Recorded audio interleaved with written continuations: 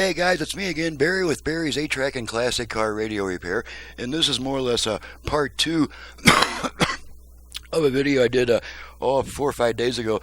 This unit comes from Kurt. It's already been tested once, but it was without the new station presets that I installed, so we're going to test everything again before we send her back. So I've got it set to AM at the moment to the one strong station I get. Turn it on.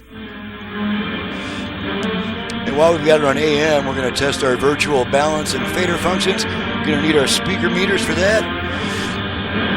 Alrighty. Front rear fader. Fader adjust. Okay. All the way front. All the way rear. Front. Rear. Okay, I'm going to try to center them. Fader set. Okay. Left, right, balance. Balance adjust. Alrighty, so now all the way left, all the way right, left, right. Okay, I'm going to center them. Balance is set. Let's make sure the Bluetooth goes into pairing mode. Bluetooth ready to pair. Okay, so we know the Bluetooth is working. Okay, let's go to FM, which we do by turning it off and then right back on within about half a second. We don't need this stuff anymore. Okay. Okay, now we're on FM, and I have all 5 presets set to stations in my area for a quick test.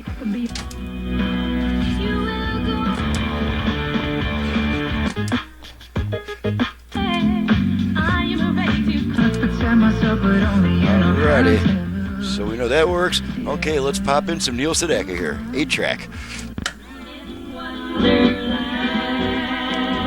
Change tracks a bunch of times.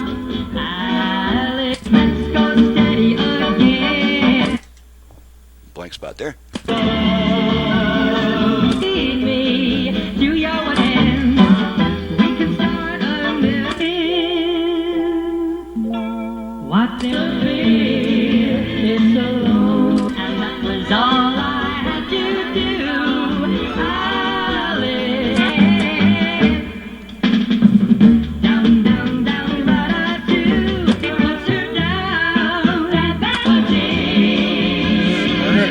Pull the tape out and the radio comes back. Last thing to check is the dial light, and that's working as well. You can see it flashing on and off between the buttons right there. Okay, so we're ready to go back. All the functions have been tested. She's ready to go, and I'm Barry with Barry's 8-Track and Classic Car Radio Repair. And to reach me for service, please visit the website in the description below and print out a work order. That will answer at least 95% of your questions, and that way if you need to call me, it'll just be a quick couple of questions, extra questions, instead of the whole shebang, 15-20 minutes of questions that takes me off the bench and threatens the quality of my workmanship. So thanks so much for watching, listening, and thank you again, Kurt, for your business from Daytona Beach, Florida, and we'll see you guys next time. And this incidentally is out of a, looks like a 69 Mustang possibly. Let's just take a look here.